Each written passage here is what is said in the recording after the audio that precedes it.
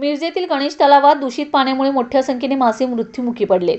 महापालिका, अग्निशमन दल आणि आरोग्य विभागाच्या वतीने गेल्या 2 दिवसांपासून मेलेले मासे काढण्याची मोहीम हाती घेण्यात आली।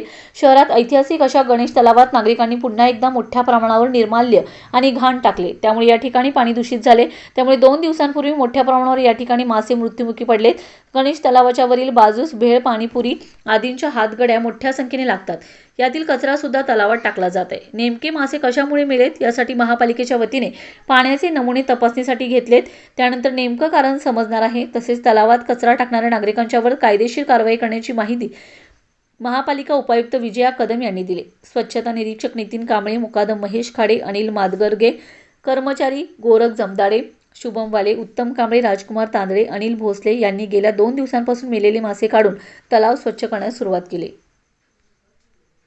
गणेश तलावामध्ये कालपासून मासे मृत व्हायचं प्रमाण वाढलेलं आहे। तर त्याचं कारण मनपा प्रशासनातर्फे घ्यायचं कारण चालू आहे। त्याच्यामागचं कारण काय आहे, त्यामध्ये साधारणतः त्याचे पाण्याचे नमुने आहेत ते सॅम्पलसाठी दिलेले आहेत। त्याच्यावरून आम्हाला नक्की त्याचं कारण आहे ते कळेल। एरेशनचं काम चालू केलेलं आहे। तर त्यामध्ये असं आम्हाला आढळतं आहे की बरेच नागरिक जे की धार्मिक जो आपला हे आहे निर्माल्य आहे तेच सुद्धा त्या गणेश तलावामध्ये टाकलं जाते। इव्हन जे आजूबाजूचे जे गाड्या आहेत त्यांचा पण कचरा त्यामध्ये टाकला जातो आहे।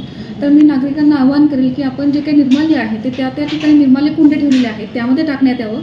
त्याचबरोबर इतर जो कचरा आहे जो ते कचरा कुंडी आहे त्याच्यामध्ये टाकण्यात यावं, अन्यथा महानगरपालिका प्रशासनातर्फे त्यांच्यावर कायदेशीर कारवाई केली जाईल याची सर्व नागरिकांनी नोंद घ्यावी।